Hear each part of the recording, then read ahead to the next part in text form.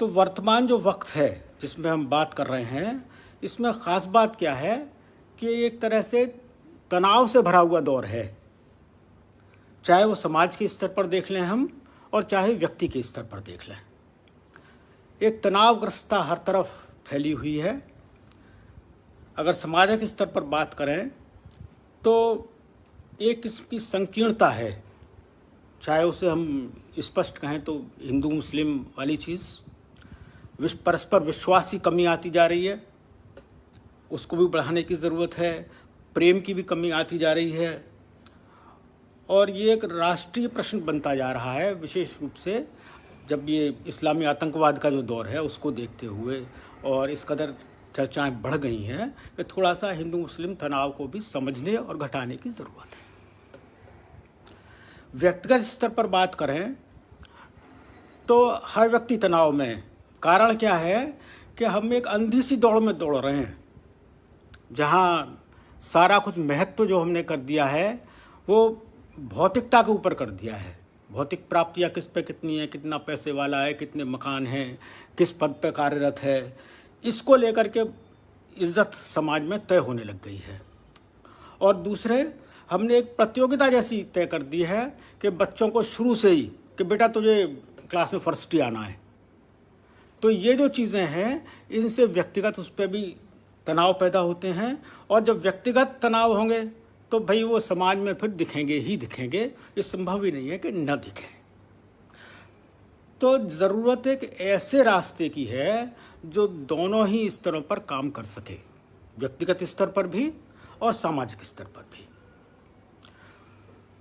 तो मेरी निगाह में सूफीज़्म एक ऐसा रास्ता हो सकता है जो दोनों स्तरों पर काम कर सकता है। किस तरह कर सकता है ये मैं थोड़ा सा स्पष्ट करना चाहूँगा। पहले बात सामाजिक स्तर की करते हैं कि सामाजिक स्तर पे अगर हम थोड़ा सा पिछले ज़माने की तरफ जाएं तो कुछ नाम हमें ऐसे याद आ सकते हैं जिन्होंने हमेशा सामाजिक समरसता को बनाए रखा, जैसे रसखान, रहीम। रसखान तो हम सब जानते हैं कि मुस्लिम होने के बावजूद कृष्ण भक्त है ना। उनके तमाम सारे पद सवैये हमने पढ़े हैं बचपन में कि वो बिल्कुल स्पष्ट रूप से कृष्ण भक्त हैं। रहीम ने भी ऐसा ही किया है। कबीरदास का तो जवाब ही नहीं है। इन सब ने एक पुल बनाने की कोशिश की, समरसता कायम करने की कोशिश की, जिसकी ज़रूरत आज और ज़्यादा बढ़ गई है। और एक इम्पोर्टेंट नाम छूट गया, अमीर खुसरो, जो हज़रत निज़ामुद्दीन के शिष्य थे, जिन्होंने लिखा कि छाप तिलक सब छीनी रे वो से नैना मिलाए के। तो इस तरह के जो लोग उस ज़माने में हुए, और आज भी अगर बात करें तो बिल्कुल हाल की बात करता हूँ मैं, बहुत चर्चा में रहने वाले नाम साईं बाबा। हालांकि उनके अनुयायियों ने उन्हें देवता बनाने की कोशिश की है, भगवान बनाने की कोशिश की है, लेकिन मैं व्यक्तिगत रूप से उससे सहमत नहीं हूँ।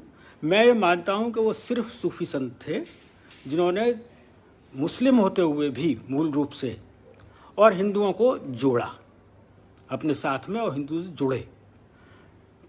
तो वो जो चीज़ है वो एक्चुअली वो सूफी ही थे। उन्हें ये ज़बरदस्ती हिंदू देवता बनाने की कोशिश की भी नहीं जानी चाहिए थी मेरी निगाह में। और अगर राजनीतिक परिदृश्य पर बात करें तो हमारे आदरणीय प्रधानमंत्री ने असंख्य बार, मैंने उनके मुंह से सूफीवाद की चर्चा सुनी है। जब भी वो किसी मुस्लिम सोसाइटी को उन्होंने संबोधित किया है, एक बार वो बोरा कम्युनिटी में गए थे, एक आध बार और मैंने ऐसे देखा है, तो वो मैंने हमेशा ये देखा कि सूफी की चर्चा बीच में ज़रूर लाते हैं। उसकी वजह यह है कि हमसे गलती ये हुई है 1947 से ही कि हम समाज में, यानी ख़ास तौर पर मुस्लिम समाज में, उनको प्रभुत्व देते रहे जो कट्टरता की तरफ जिनका झुकाव था, जिनका झुकाव लीनियंट व्यू था, लिबरल थे, यानी सूफीज़्म, उनको हमने उतना महत्व नहीं दिया। तो नेतृत्व उनके हाथ में चलता चला गया और नतीजा वो हम सब देखते हैं कि वो तनाव के रूप में सामने आता है। और संभवतः मोदी जी इसीलिए बार बार सूफीज़्म की चर्चा करते हैं जब भी मुस्लिम्स के बीच में होते हैं। और व्यक्तिगत स्तर पर बात करें तो व्यक्तिगत तनाव कैसे कम होगा, जो ज़रूरत है वो ऐसे कम होगा कि सूफीवाद जो है वो टोटली प्रेम की साधना है, इश्क की साधना है। ईश्वर को बिल्कुल प्रेमी की तरह देखा जाता है।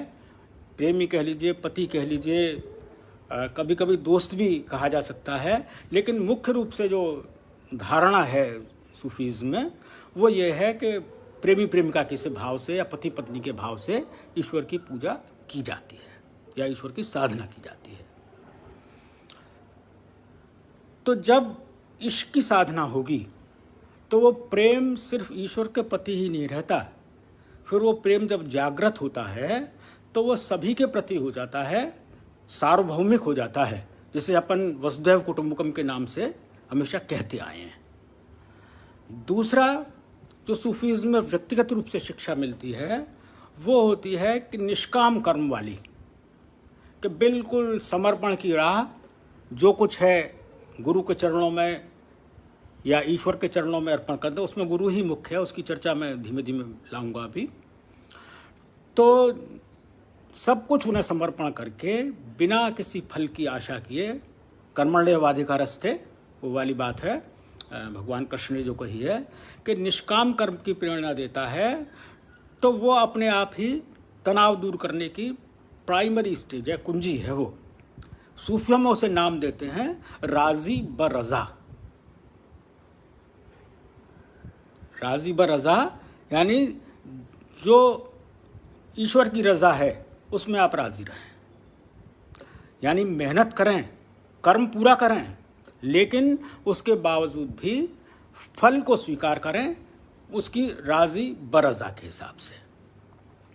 तो जब व्यक्तिगत स्तर पर उसका अभ्यास किया जाएगा तो निश्चित है कि तनाव कम होगा, और जब व्यक्तिगत तनाव कम होगा तो वो समाज में परिलक्षित होगा ही, ये तयशुदा बात है। व्यक्ति का व्यवहार बदलने लगता है एक्चुअली। अब कुछ लोगों को ये लगता होगा कि सूफीज़्म टोटली मुस्लिम्स के लिए है, तो यहाँ मैं थोड़ी सी एक बात लाना चाहूँगा कि जो कुछ मुझे पढ़ने को मिला वो ये था कि सूफीज़्म का जो मूल है वो भी हिंदुइज्म से ही है। एक्चुअली हिंदू दर्शन ऐसा है कि दुनिया का कोई भी विचार हो, XYZ, सब हिंदुइज्म में शामिल है, क्योंकि हिंदुइज्म कोई एक किताब नहीं है, कोई एक विचार नहीं है, कोई एक पैगंबर नहीं है। तो इसलिए जितने भी सोच हो सकती हैं सब मिलेंगी आपको हिंदुइज्म में। तो मुझे पढ़ने को ये मिला कि इसके शुरुआत हिंदू दर्शन से ही था। हिंदुओं से ये पारसियों में गया, ये कंसेप्ट पारसी यानी फारस में, ये व्यापारियों वगैरह के माध्यम से पहुंचा हो या कोई अपना संत गया हो, जैसे भी हुआ हो। उसके बाद फारस पर जब उसका इस्लामीकरण शुरू हुआ, मुसलमानों का आक्रमण हुआ, उन्होंने कब्ज़ा किया, कन्वर्जन शुरू किया, तो वो जो पारसी लोग थे जिन्होंने इसको हिंदुत्व से ग्रहण किया था, आज भी पारसियों में बहुत सी चीज़ें, अग्नि की पूजा करते हैं, वो हिंदुओं से सिमिलरिटी है। तो वो उस कंसेप्ट को सूफीज़ के नाम से इस्लाम में ले गए और उन्होंने अपनी एक आइडेंटिटी को बनाए रखा। वो धीमे धीमे फिर उसके और जड़ें फैलती गईं, शाखें फैलती गईं और वो बढ़ता गया।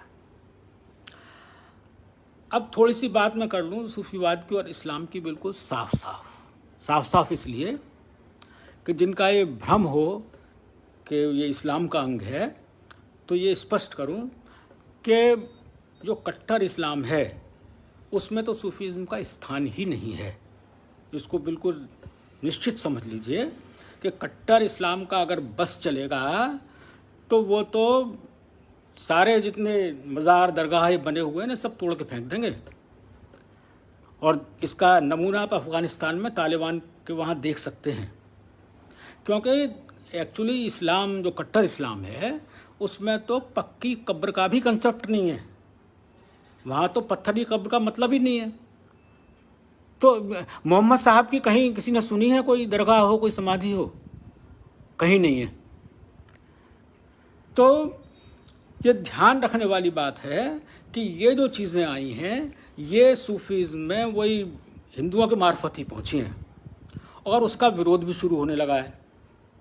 तालिबान का मैंने नाम ले लिया, अगर आप अपने ही उस पर जाएं, आज के माहौल में अपने यूट्यूब पर जाएं, हुआ क्या था कि एक ग्रुप में कुछ दिन पहले एक वीडियो डाला गया और अपने एक मेरे साथी ने डाला था और बड़े खुश होकर डाला था, क्योंकि उसमें जो वक्ता था मौलवी, वो जो था एक दरगाह, ख़ास तौर पे वो बॉम्बे में जो है हज़रत अली के नाम से, किस नाम से, हज़रत अली है मेरे ख्याल में, उसको बड़ी खरी खोटी सुना रहा था। तो अपने वो हिंदू भाई प्रसन्न हुए और उन्होंने उस ग्रुप में शेयर किया।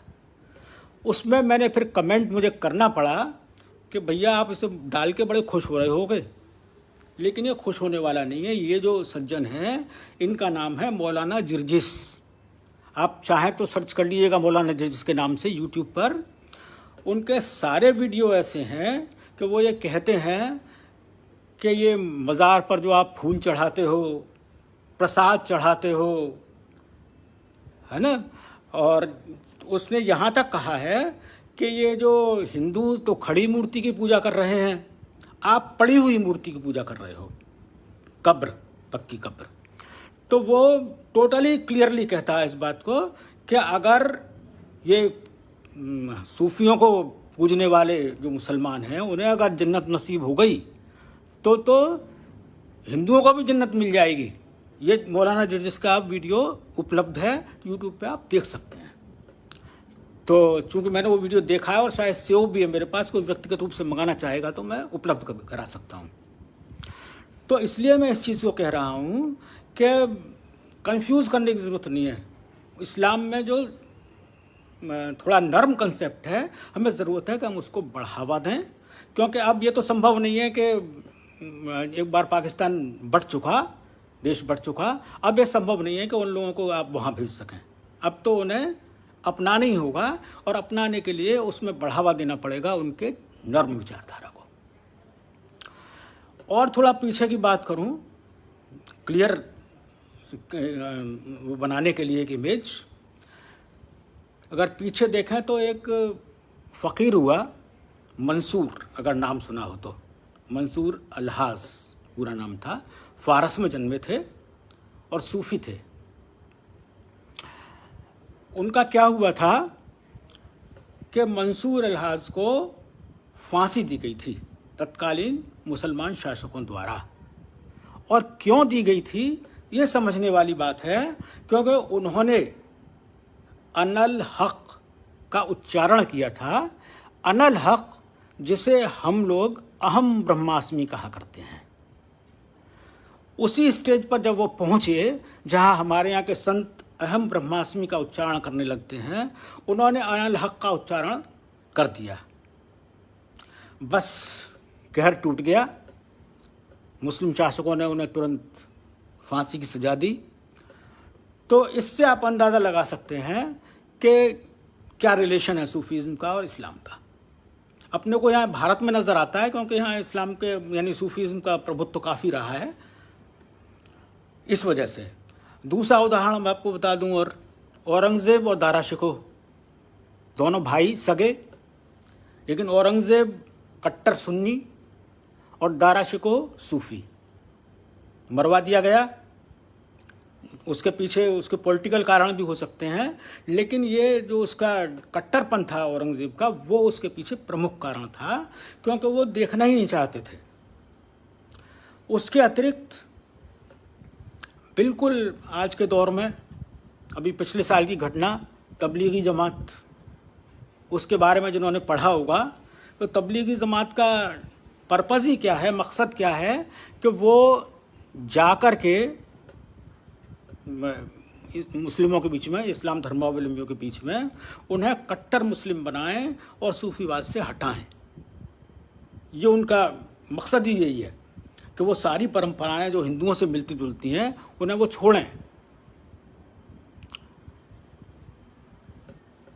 पांडे जी प्रणाम। तुषारकांत पांडे जी नज़र आ रहे हैं मुझे, मेरे पुराने मित्र, परम मित्र। और निशी कुलश्रेष्ठ भी नज़र आ रही हैं, ये मेरी साली हैं, पहली बार शायद मुझे लाइव देख रही हैं। धन्यवाद निशी, अहमदाबाद से। तो ये जो मैंने चर्चा की तबलीगी जमात तक बिल्कुल ताज़ा घटना पर ले आया मैं। इसके बाद की बात करता हूँ मैं कि अब कुछ लोगों को ये लगेगा कि नहीं, मेरी बात अधूरी है। तमाम सूफ़ी संत भी ऐसे हैं जो कि संकीर्ण विचारधारा रखते हैं, अपने आप को मुस्लिम ही टोटली ट्रीट करते हैं और वाकई में हैं। मैं भी इस बात को मानता हूँ, वाकई में हैं।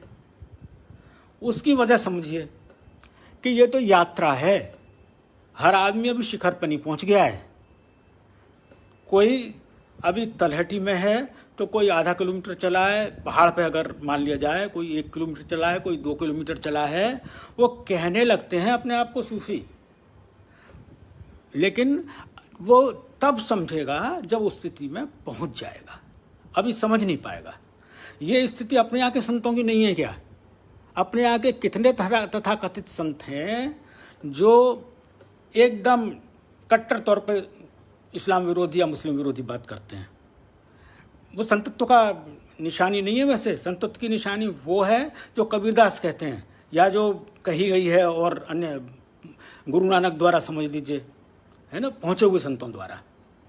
जहाँ वो सब भेदभाव मिट जाता है तब संत कहलाने के लायक होता है, उससे पहले होता ही नहीं है। चाहे वो हिंदू संत हो, चाहे सूफी संत हो, वो तब तक मार्ग में ही है। और जहाँ तक मतलब ईश्वर के नज़दीक भी जब पहुँचते हैं तो अपने यहाँ हिंदुओं में भी उसके बिल्कुल 4 तो स्पष्ट कोटियाँ हैं। जब अपन मोक्ष की स्थिति भी प्राप्त कर लेते हैं तब भी ये कहते हैं कि सालोक्य, सामीप्य, सारूप्य और सायुज्य, ये 4 स्थितियाँ बनती हैं। तो उसमें भी फर्क रहेगा। अभी तक तो वहाँ तक भी लोग नहीं पहुँचे हैं और उससे पहले दावा शुरू कर देते हैं। और जहाँ तक आध्यात्म की बात करें तो आध्यात्म को समझना बड़ा कठिन काम है। जो कुछ हम अब तक समझ पाए हैं वो आध्यात्म का रास्ता भर है, आध्यात्म नहीं है। आध्यात्म जो है एक्चुअली, वो आध्यात्म का मतलब है कि मुझे अपने अंदर भी और दूसरों के अंदर भी विशुद्ध रूप से आत्मा दिखाई पड़े। देह का पर्दा खत्म ही हो जाना चाहिए, जो दुर्भाग्य से नहीं हो पाता। जो आध्यात्मिकता है वो तो जैसे भगवान कृष्ण ने गीता में कहा है, अध्याय 18 में 66वां श्लोक, कि सर्वधर्मान परित्यज्य, सारे धर्म छोड़कर मेरी शरण में आ। सर्वधर्मान परित्यज्य मामेकम शरणम व्रज। मामेकम का मतलब वो देहधारी कृष्ण के लिए नहीं कह रहे हैं कि मेरी शरण में आ जा, वो शाश्वत कृष्ण की बात कर रहे हैं। उस वक्त जो परमात्मा रूपी कृष्ण है उसकी शरण तभी मिलेगी जब आध्यात्म विशुद्ध होगा, और विशुद्ध तब होगा जब सर्वधर्मान परित्यज्यम, जहाँ धर्म की सीमा समाप्त हो जाती है उसके बाद आध्यात्म की सीमा शुरू होती है। तब तक तो सारी तैयारी ही तैयारी है। और एक आध उदाहरण दूंगा। मैंने भगवान कृष्ण का वो दिया, भगवान बुद्ध का एक शिष्य था आनंद, उनका परम प्रिय शिष्य, बहुत खास शिष्य उनका। तो वो कभी पहुंचा हुआ अच्छा शिष्य था और बड़ा प्रिय था भगवान बुद्ध को। और वो भी भगवान बुद्ध से इस कदर प्रेम करता था कि बस दीवाना था उनका। तो जब भगवान बुद्ध का आखिरी वक्त आने को हुआ तो उन्होंने उसको आज्ञा दी आनंद को कि तू अब यहाँ से चला जा, मेरे पास से तू जा। वो तैयार नहीं हुआ, उसे बहुत तेरा समझाया, उसके बाद उसको भेज दिया और उससे ये कहा कि देख, तूने नदी पार कर ली तो अब किनारे को क्यों पकड़ के बैठा है। तो वही स्थिति है एक्चुअली। नदी वो धर्म है, किनारा जब तक हम पार नहीं करेंगे, छोड़ेंगे नहीं, पार से मतलब छोड़ेंगे नहीं, तब तक पहुंच नहीं है आध्यात्म में। सूफियों में इसे कहते हैं अव्वले मा आखिर हर मुंतहिस्त, फारसी भाषा है। अव्वले मा आखिर हर मुंतहिस्त, आखिर मा ज़ेब तमन्ना तिहिस्त, यानी अव्वले मा आखिर हर मुंतहिस्त, और लोग जहाँ से शुरू करते हैं वहाँ से मैं प्रारंभ करता हूँ। मेरा शुरुआत वहाँ से होती है जहाँ और लोग अंत कर देते हैं। आखिर मा ज़ेब तमन्ना तिहिस्त, और मेरा आखिर वहाँ होता है जहाँ तमन्नाओं की जेब खाली हो जाती है, जहाँ कोई इच्छा बाकी नहीं बचती। कोई इच्छा से मतलब कोई धार्मिक इच्छा भी बाकी नहीं बचती, यहाँ तक कि ईश्वर प्राप्ति की इच्छा भी बाकी नहीं बचती। उस स्थिति में पहुँचाता है सूफीज़्म। अब मैं एक घटना जिस संस्था से मैं जुड़ा हुआ हूँ वहाँ से लेता हूँ। मैंने शायद शुरू में चर्चा की या नहीं की, मुझे ख्याल नहीं है। मैं एक आध्यात्मिक संस्था से जुड़ा हुआ हूँ, बचपन से ही हूँ वैसे तो, जिसकी जड़ें जो हैं वो सूफीज़्म में है। अभी हमारे वो 38वें गुरु अभी हाल में एक्सपायर हुए थे। उनसे पहले आप ये समझिए कि हमारे 34 तक गुरु मुस्लिम ही हैं, 35 में से हिंदू शुरू होते हैं।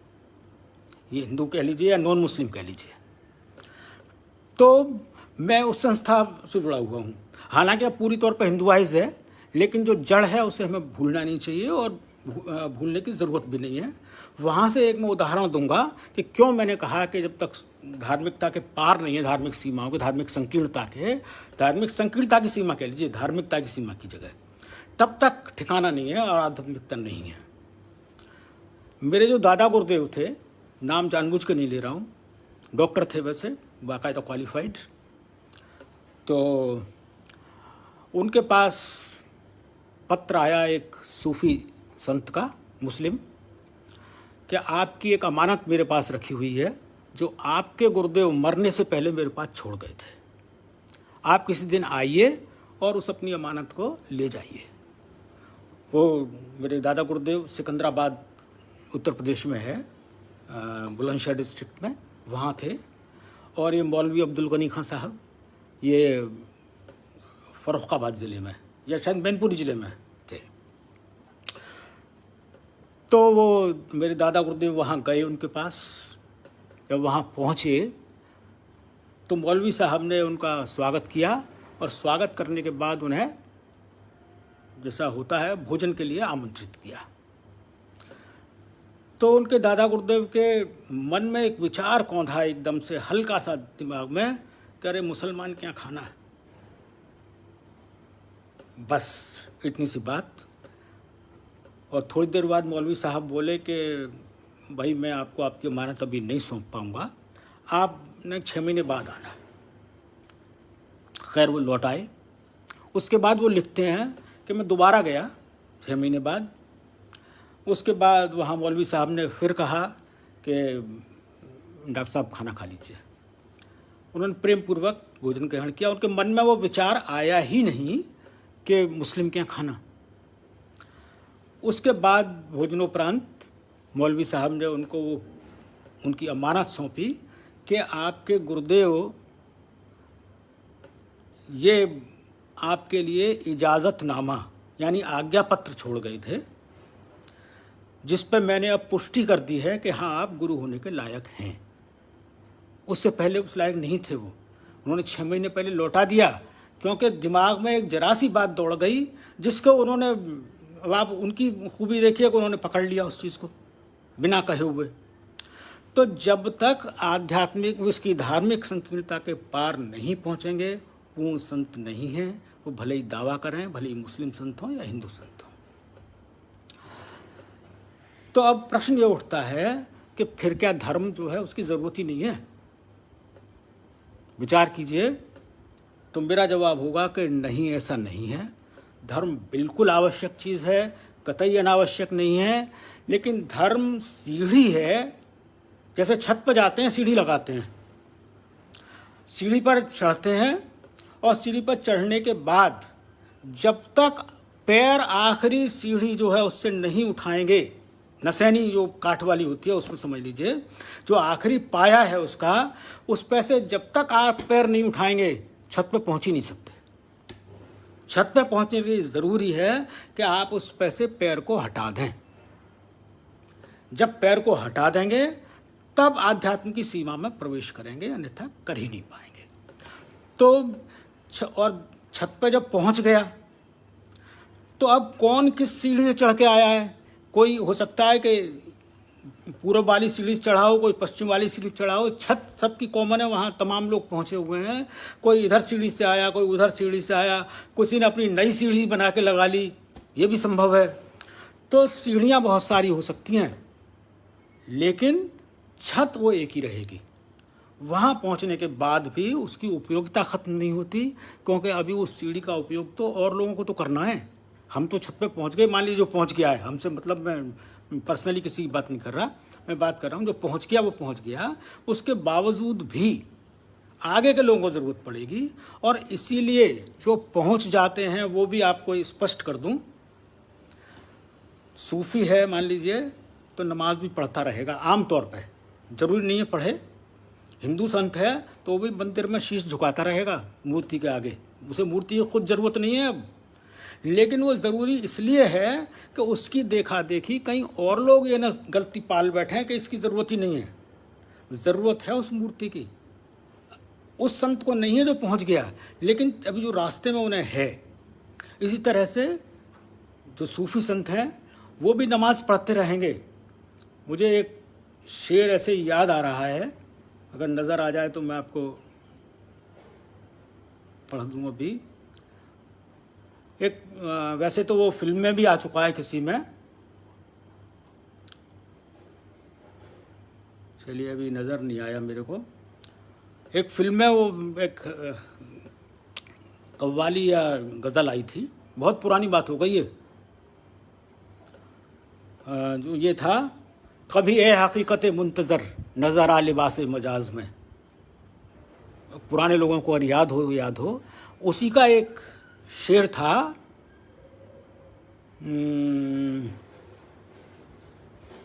कभी काबा रू जो खड़ा हुआ तो हरम से आने लगी सदा। कभी काबा रू जो खड़ा हुआ तो हरम से आने लगी सदा। तेरा दिल तो है सनम आशना, तुझे क्या मिलेगा नमाज में। यानी कभी जब मैं काबे की तरफ मुंह करके खड़ा हुआ नमाज़ पढ़ने के लिए, मुसलमान काबे की ओर मुंह करते हैं, तो हरम यानी मस्जिद से ये आवाज़ आई कि अरे तुझे नमाज़ पढ़ने में क्या मिलने वाला है, तेरा दिल तो है सनम आशना, तेरा दिल तो वैसे ही प्यारे का दीवाना है, खुदा का दीवाना है। लेकिन उसके बावजूद भी वो उस फॉर्मेलिटी को पूरी करते हैं। हमारे यहाँ के साधु संत भी करते हैं, भले कितने भी पहुँच जाएं, क्योंकि उससे समाज के मिसगाइड होने का खतरा पैदा हो जाता है, व्यक्तिगत रूप से उन्हें ज़रूरत नहीं होती। तो 8 और शायद 5 मिनट हो चुके हैं। मैं समझता हूँ कि यहाँ हम आज रोक देते हैं, कि मैंने बात कर ली यहाँ तक कि धर्म अनावश्यक नहीं है, वो सीढ़ी है आत्मिकता की छत पर पहुँचने के लिए। यहाँ हम रुकते हैं, और कल आपको थोड़ा गंभीरतापूर्वक, थोड़ा क्या स्टेजेस हैं सूफीज़्म में, किस तरह से आत्मा की प्रगति होती है, किस तरह से कौन कौन सी स्टेजेस हैं, अब वो होंगी भी फारसी या उर्दू में ही, और किस तरह से हाईएस्ट स्टेज कौन सी होती है, उन सब की चर्चा करूँगा। और उनकी साधना की पद्धति क्या होती है वो कल बात करेंगे फिर। ठीक है, नमस्कार। उम्मीद है ठीक लगा होगा। कल फिर आप लोगों का इंतज़ार करूँगा। नमस्कार सभी को।